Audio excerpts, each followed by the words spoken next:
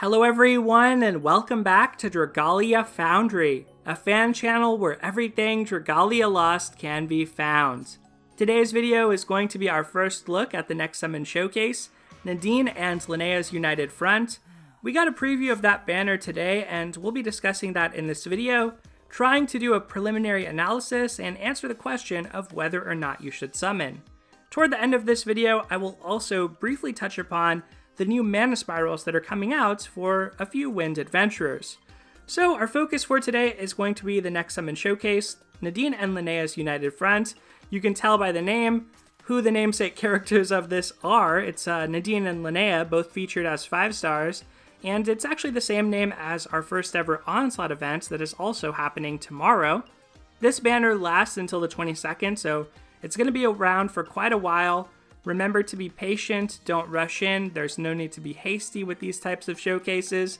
I say all of that knowing that people are going to pull day one anyway, and that's why I'm making this video, since even though this is a preliminary analysis and there's a lot we don't know yet, we can still try to glean some insights reading over the kits, the skills, abilities of these characters, to make a determination of whether or not you should summon and how good we think these characters have the potential to be. Some of the chief information that we're missing, of course, is the damage modifiers on the skills, basically how much damage they do, the SP cost, which is basically how quickly you charge up your skills, and the frame information or the animation information. So, in other words, what the skills look like, do they last a long time, are they quick? So all of that type of info will come out as the banner plays out over the next 10 days, and pretty much really quickly after reset as well. We should have that type of information data mined. It'll be on the wiki soon. So bear in mind that this video is made before the banner actually comes out, but we're going to try our best to give something that's hopefully helpful here as you make your decision about whether or not to summon. So we have 2 adventurers, Nadine and Linnea. Notably, no 5-star dragon or 4-star dragon are shown here, but it does say appearance rates for featured adventurers and dragons will be boosted during the showcase, so probably they're putting some old 5-star dragon on focus as well, which is totally fine. And as always, there might be some 4-star dragon, maybe an old 4-star adventurer that are also on focus. I want to briefly touch upon these 2 characters' personalities, since I think that that's a big reason why they're so appealing. So let's start with Nadine, just to read through this for fun. Let's grab a selfie to celebrate us meeting. Come on, show me those teeth. And her adventure details say that she's an eccentric girl who arrived at the Halidom after a whimsical journey to sightseeing spots around the world. She enjoys capturing images with the magical device from another world and insists on taking selfies with all of her friends. You can obviously see that in her character portrait now that we have the background art. There's this really hilarious and cute picture of her with Cleo. There's another one of her and Cerise. And I think it's not visible here, but there's even a few more. I think there's one of her with Alex. But what I love about this, and what I think is going to be so fun in this event, is the dynamic and contrast between Nadine and Linnea. So now let's read Linnea's really quick. Linnea says, "Show me the ugliness of humanity." It couldn't be more opposite, and there are some people out there who probably think the selfie crowd and culture is maybe the ugliness of humanity, but I wouldn't go so far. I would say that that's a fun aspect of humanity. But obviously you can see by her ears that she is not human, she is a Sylvan, and so that probably relates to her issues with humanity. Let's read her adventure details. They say, she's a taciturn, emotionless Sylvan girl who speaks of a lonely rain that falls in her heart. Cold-blooded on the battlefield, her thoughts and actions are impossible to comprehend, save for her apparent hatred of humans. So I think we already know what's going to happen here. I think that Linnea is going to be won over by the warmth and personality, character, positive attitude, and social aspects of Nadine. They are going to be unlikely allies in this event, and eventually we'll see Linnea and her cold heart melt away as Nadine increasingly tries to take selfies with her. So that's what I'm looking forward to most about this event, is we have the possibility for another set of BFFs in Dragalia Lost here. The first being Melsa and Cerise way back during their event. And I just think that there's a lot of fun here to be had with the localization as well. We have characters like Not, who I can't wait to see how they interact with Nadine. I think it's just going to be so fun. But we've gotten a little bit off topic with that, so let's get into the actual analysis now. Nadine is a 5-star Flame Lance. She has the same skill share point cap of 10 that all other adventurers do. She's an attack unit, which just means that her stats skew towards strength over HP, and her skills are Snappy Selfie and Careful Composition, certainly well named for her. Her co-ability is HP plus 15%, her chain co-ability is Burn equals user strength plus 13%, and her abilities are Extra Energy 3, Stun Res 100%, and Energized Strength plus 20%. So let's start with her first skill, and this is probably the most important in her kit. Snappy Selfie. It deals flame damage to enemies directly ahead, inflicts burn, and dispels one buff from each target. So just by itself, having access to Dispel unconditionally on a skill is pretty good. In addition, this skill will deal bonus hits to enemies based on the number of teammates in the skill's area of effect. If this skill deals 3 hits, it will also raise the user's energy level by 1 stage and deal bonus flame damage. If the skill deals 4 or 5 hits, it will also raise the user's energy level by 3 stages and deal bonus flame damage. And if it deals 6 or more hits, it energizes the user, which means a full 5 stacks of energy, and it deals bonus flame damage. So in case you don't get this, this is such a perfect representation of what Nadine is all about. It's literally her taking a selfie and trying to crowd as many people into the frame as possible, which I love. One big question mark here is, when it says number of teammates, does it include Nadine or not? Since she is a teammate in the sense that she's one of 4 characters on a team, but it might mean other teammates besides her. I'm not sure on that. And also, presumably, when you read this, it probably won't work extra in raids, because usually for raid type effects, it'll actually specify allies instead of teammates, meaning it works with all 16 and not just the 4 adventurers that are core to your particular team. So another thing that's not totally obvious is it says it will deal bonus hits based on the number of teammates. It doesn't say equal to the number of teammates. So you have to wonder exactly how this will work. Like, there is some possibility that even one teammate in the area counts for 2 bonus hits, for example. And with these being bonus hits, then maybe it always deals 1, and then the bonus hits add with this to meet these different conditions for getting either 1 energy, 3 energy, or 5 energy. But that's not all to the Snappy Selfie, since Careful Composition actually works with it as well. So it applies one of the following at random to the user: either Passionate Photographer, which increases strength by 30% for 15 seconds, or Trendsetting Photographer, which increases strength by 30% for 15 seconds, and triples the number of hits dealt by a Snappy Selfie for 15 seconds. This hit increasing effect does not stack. So it's kind of funny, I don't know what Dragalia is trying to commentate here, but Trendsetting apparently is strictly better than Passionate, so I guess it's better to be trendy than it is to have a passion. I mean, I don't know what they're getting at with that, but basically you would always want to get the trend-setting one if you can, but if that has a low enough SP cost that you can stack it, then it doesn't really matter too much, because the multi-hit effect or the multiplier effect on trend-setting does not stack, but presumably the strength buff does. So the way I think about this is, it's kind of like the shutter clicking so many times, multiple times in quick succession when you're doing the selfies, which I love. I just feel like they implemented her so well, considering her gimmick of taking selfies. I mean, it's perfect. But yeah, this is where you could start dealing, let's say, 6 hits and getting energized immediately, because you get triple the number of hits. So this could get quite interesting. Let's say it counts her and you get 1 additional hit per teammate. That could potentially be 12 or 15 hits, depending on whether, it counts 1 hit for free or not. Even if it doesn't count her, that's like 9 to 12 hits when it's tripled, at which point you're getting the energized effect. So it does kind of make a difference. Like, if she can easily get 4 with 3 teammates around her, then that's quite good, because it means she's going to be frequently getting 3 energy stacks. If she can't easily get 4 hits, then she's going to be getting 1 energy stack more often, which is worse. But when we get to the rest of her kit, it kind of works out either way you look at it, since, going past 5 energy doesn't have any effect. Your energy will cap out at 5 until you use a damage dealing skill.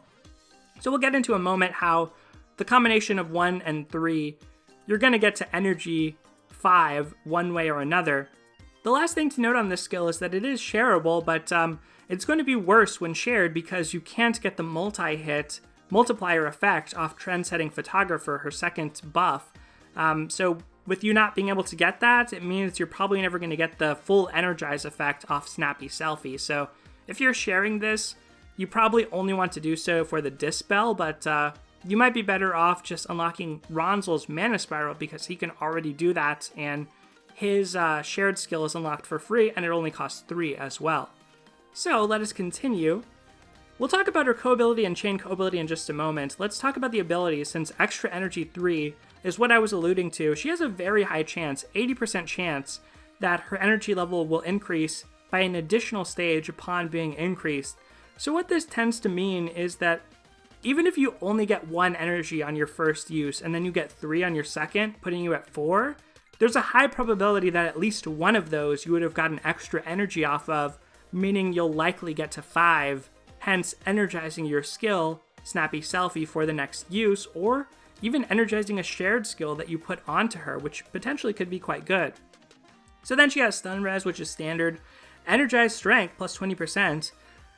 Energized means you have all 5 energy stacks, so bear that in mind. It's not each individual energy stack that's going to give you 20% strength, but this is a nice amount of strength for 15 seconds every time she is energized, and it seems like she can accumulate energy very rapidly. We don't know how cheap Snappy Selfie is yet, but presumably she's going to accumulate and use energy pretty quickly here.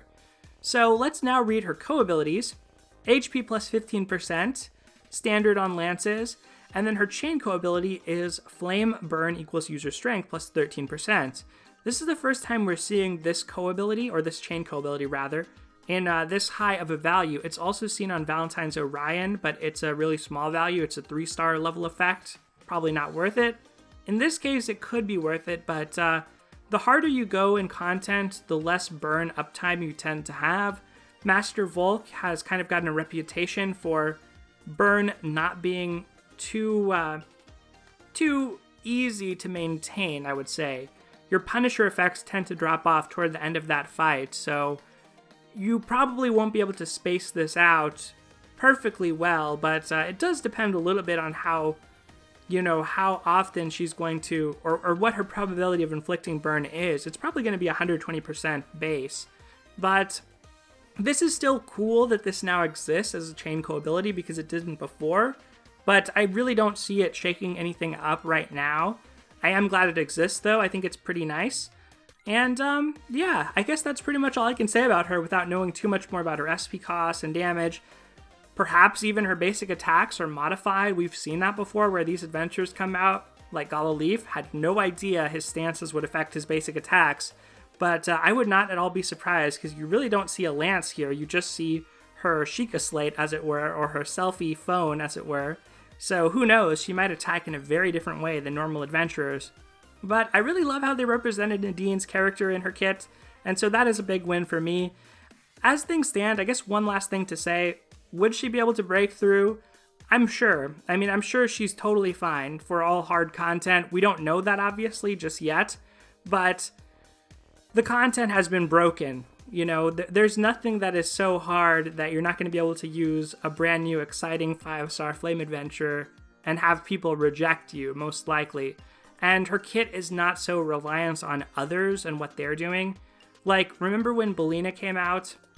One of the weaknesses that she had was she relies on being at low HP, so it's a little harder to make her work in a random team composition. Nothing about Nadine is that type of conditional on others and what they're up to, so I have a feeling she's going to be just fine, slot into pretty much any type of team you want, and maybe there's some potential even in the future for more energy-centric flame builds. Like when you see her, one thing you might think right away that she potentially could use is Gala Cerise's chain co-ability. If she tends to want that skill haste anyway, then Gala Cerise's chain co-ability is going to give her stacks of energy for doing combos. Another character who might work well with her on the actual team is Valentine's Hildegard, because Valentine's Hildegard has some energy boosting mechanics. And another one is maybe Valentine's Ezzelith, although I don't think she applies energy to other characters. I think she just does it to herself. But energy is still kind of underrepresented in Flame. There's not a lot of characters who have any type of chain co-abilities to do with energy or anything like that.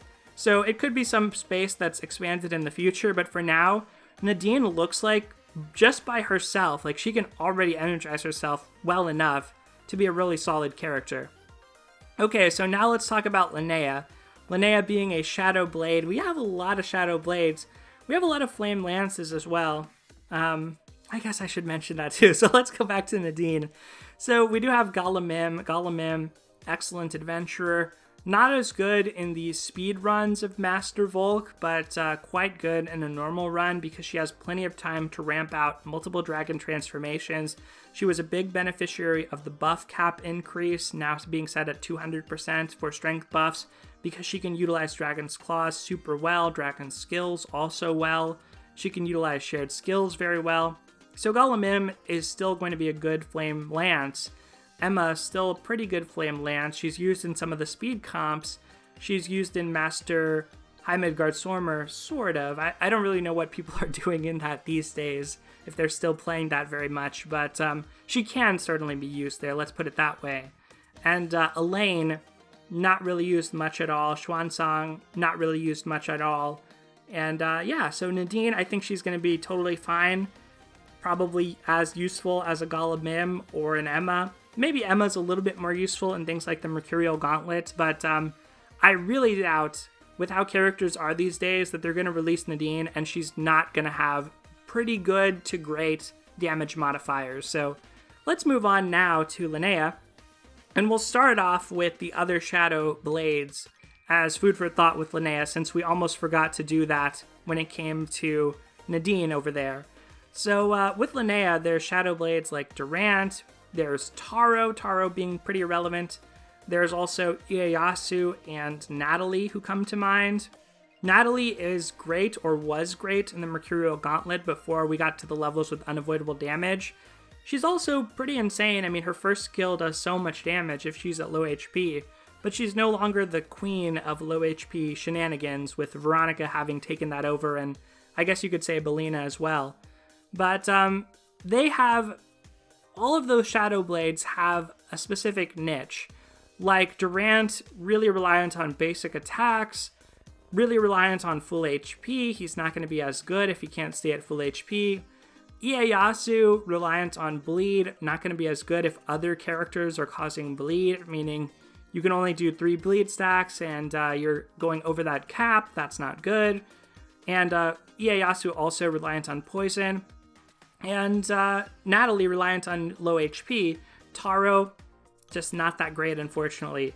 So, as we'll see, Linnea has yet another type of gameplay as a Shadow Blade, which, as much as there's a lot of Shadow Blades, I'm happy that they made her pretty distinct.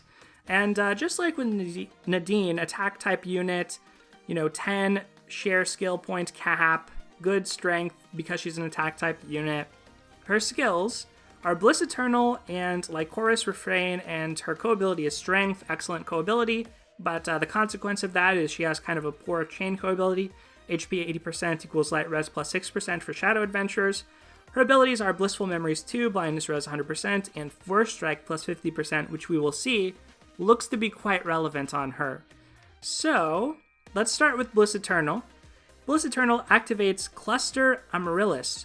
The user's next Force Strike will have 3 increasingly powerful charge levels and deal extra damage to poison foes at level 3. In addition, they are immune to knockback while charging their Force Strike and take reduced damage from certain enemy attacks. If the user is attacked after the first level is charged, charging will be interrupted and the user will initiate a counterattack. Alright, so it sounds like all this does is set up her Force Strike, right? It just activates that, which then makes her next Force Strike behave in this way. Yeah, I don't think this skill does anything other than activate that, and then everything else here about the counterattack and the extra damage on poison when at level 3 refers to the powered up Force Strike that she now has. So, this looks very similar to our Monster Hunter friends who can charge up their Force Strikes in the same way, and in particular to Hunter Vanessa, who has a counterattack as part of that. So, I'd love it on a blade. I think it's so cool. It reminds me of Smash Bros. Imagine her charging up her Force Strike, holding her blade sheathed, I can't say that today, in its sheath, right? And she's just standing there waiting, and she gets hit, and then she counters and dashes through the enemy. Wouldn't that be cool? I just think that would be cool, but this obviously does not appear to do any damage itself. It's all done through the Force Strike, so bear that in mind. And we see that there's a poison killer effect on the Force Strike if you can charge it up all the way. So one question here will be, is the counter worth it? Or do you always want to just go for level 3, not get interrupted, and do extra damage when the enemy is poisoned? That'll be an interesting question with how she plays. Then her second skill, like Chorus Refrain, increases the rate at which the user's Force Strikes charge by 30% for 15 seconds.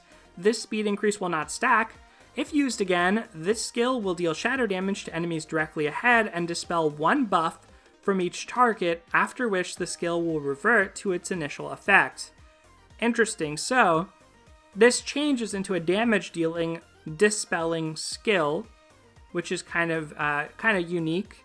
Maybe the cadence of these is such that you get to charge this in time to use the buff on your Force Strike while you're charging up your next special Force Strike.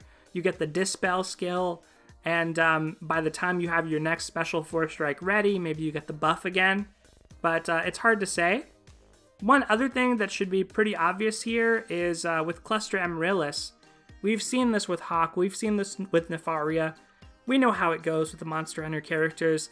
These special Force Strikes are going to probably have really good SP generating properties. So by unleashing that level 3 Force Strike, you're probably not going to get the same SP gain as a normal Force Strike. You could potentially be feeling like a third or half of these skills up with the one Force Strike. So that is a difference to consider here that could make her skill play out very differently. Anyway, we talked about her co-ability and chain co-ability. I've stated I think Blade is basically the best co-ability in the game. Chain co-abilities with elemental resistance, not so great, but that's the cost of being a Blade, I suppose. Her abilities are Blissful Memories 2, fills the skill gauge for Bliss Eternal by 30% when 3 Force Strike hits connect during the same combo. So, presumably, the special Force Strike will have 3 hits. If it doesn't have 3 hits, then this is very weak, I would guess, because what that means is within a combo chain, you need to use your Force Strike 3 separate times. But presumably it's going to have 3 hits and basically let you refill 30% for free. If it's that you have to use it 3 times to buy back 30%, then that's like 10% back per Force Strike. That does not seem to be worth it or as good, so I have to assume that our special Force Strike is multi-hit. Blindness Res plus 100%, which does differentiate her, I believe, from the other Shadow Blades, at least the higher rarity ones. Can't think off the top of my head. I know Natalie and Ieyasu have Paralysis Res, and I think Durant has Paralysis Res, but don't quote me on that. Either way, doesn't matter too much for the current content. I mean, Kayan really having Blindness Res might actually be a good thing. Paralysis, you can kind of work around being at 1 HP. The blindness is more annoying, in my opinion, than the paralysis, because then you're not dealing damage, and you tend to get blinded by accidentally walking into the orbs toward the edge of the battlefield. So, probably okay, or at least the net wash. And then Force Strike plus 50%, obviously to synergize with her strong Force Strike. So, looking at Linnea, some of the skills you might want to share onto her, obviously one that comes to mind is Hunter Cerise. But with her being Shadow Element, the other slot she might just want to use on the Shadow Agito weapon to increase her attack rate. And for Wyrmprints, probably going to want to prioritize Wyrmprints that increase Force Strike damage. I mean, Grace seems like an absolute great backliner for her Force Strike co-ability to use on Linnea. That's definitely going to be worth it, I would assume. And otherwise, you might want somebody in your team composition here who can cause poison. since she doesn't seem to have a way to do that herself. Maybe Delphi could be a good unit in conjunction with Grace as well, because Delphi deals poison damage based on his 4-strike damage, so they might work nicely together. But I'm trying to think if there's any skill you could share, like one single skill you could share to Linnea to give her both poison as well as extra 4-strike damage, but I don't really think there is. If you just want the poison on her and don't have other poison enablers in your team comp, which pretty rare these days with how shadow units are, but if you're in that situation, then you could always share Ronzel's skill onto her. It's cheap and easy to share, good dispel, good damage. But overall, I like the look of Linnea. I'm very curious to see how she feels to play, and similar to Nadine, I just think that they really represented these characters quite well in their kits. Linnea is a little bit hard to say, but I do get kind of a lone wolf vibe with her kit here, and there's references to flowers, presumably, in these names. That's what it sounds like they're names of. And yeah, I'm really looking forward to seeing what actually pans out with these two characters. So I guess the verdict on this is both seem to have strong potential. I can't imagine them being a lot worse than adventures we already have. It's possible they'll be slightly worse than 70 mana spiral characters, 70 mana node characters, i.e. ones with mana spirals. But frankly, I think that they're probably going to be better. And I feel like Linnea will land somewhere near Durant in terms of her DPS. And I feel like Nadine will probably have some disgusting skill damage modifiers, especially after her energy. And maybe she's even an adventurer for those of you like myself who lack Golemars. Maybe she's an adventurer who doesn't suffer as much from that because so much of her damage probably comes from the selfie, meaning Konohana Sakuya could be quite good on her. So, really, at the end of the day, whether you should summon on this or not, I mean, it's not a limited banner. We know galas are regular, so I'd have to give it a no, but I know that's not going to stop people from going for what they want here, and for many people that's going to be either Linnea or Nadine or both. One consideration will be, if you're really thinking strategically, which I have to doubt a little bit on this one, is, who the dragon is on this banner. If there's good dragons like Shinobi and Konohana Sakuya, that's slightly more tempting, right? And if they're more junky dragons, then probably a little bit less tempting, but I don't think that that's going to be a huge factor in anyone's decision here. So that's all I want to say about the banner. Let's close out the video with like 2 minutes on the mana spirals for those who really wanted to hear my take on this. Basically, we get mana spirals for Louise, Lowen, and Melody, all three of whom I think could use it, but I'm also super sad that Louise first came out and power crept Eleonora back in like November or October after the game came out, which was less than a month or something, right? And now she's power creeping her again because Eleonora does not have a mana spiral. Joachim came out, power crept both of them. Hawk is now apparently a poison bow. Nefaria is a poison bow. Like, can Eleonora be special ever? Maybe she'll be special when I give her that selfie share skill, but anyway, Louise has Piercing Wind. It's been changed so that now it heals her. One thing that's not super clear here is, do you get healing off of the poison ticks or not?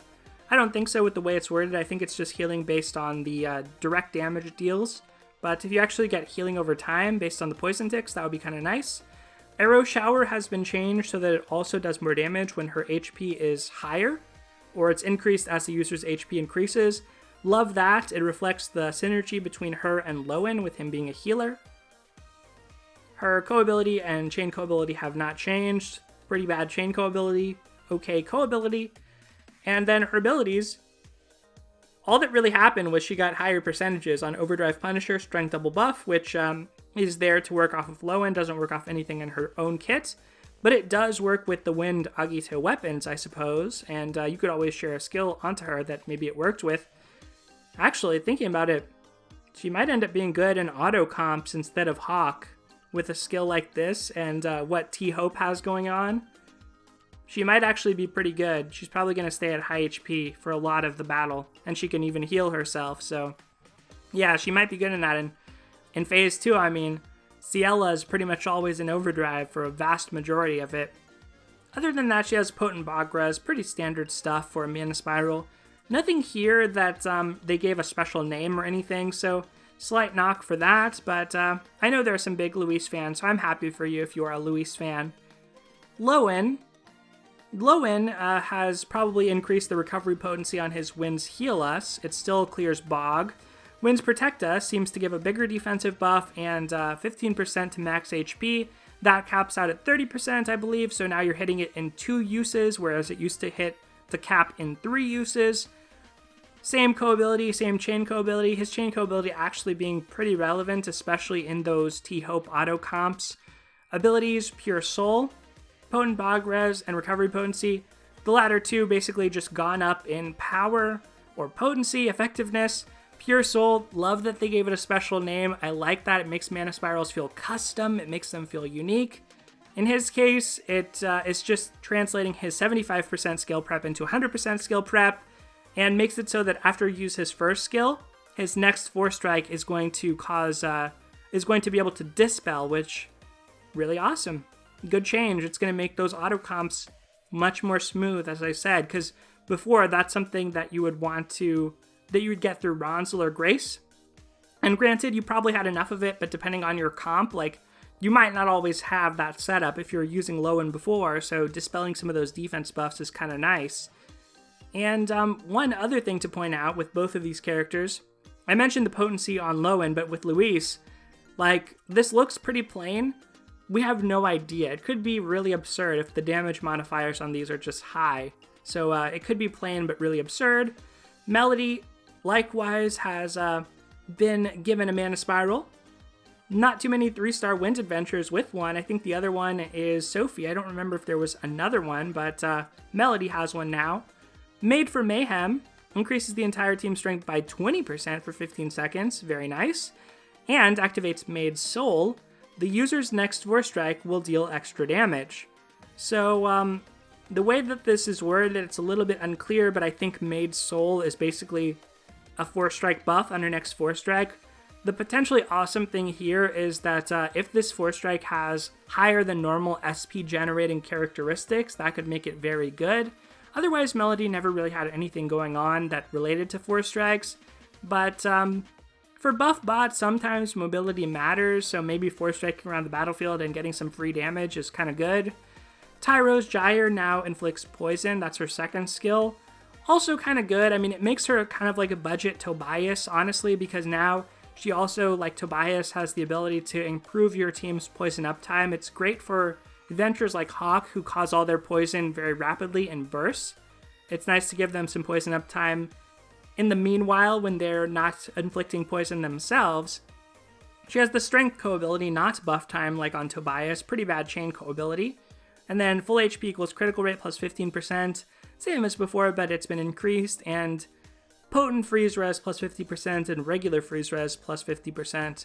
Melody, I think, will come down to, how much damage you're getting off of Tyro's Gyre and whether Made Soul gives you more SP than a normal Force Strike. If it does that, to where you can spam Made for Mayhem, that could be pretty good. Anyway, y'all, that is going to do it for this video, everyone. I hope you enjoyed this couple-minute look at the Mana Spirals and also our lengthy discussion of the new banner. Let me know in the comments below if you plan on summoning on this, if you're day one, if you're end of banner, what your situation is. Who do you want to summon more, Nadine or Linnea? I think I'm still team Nadine right now, but Linnea looking pretty good, so I don't know. Anyway, y'all, that is really going to do it for today, so thank you as always for watching. Take care, and I'll see you next time.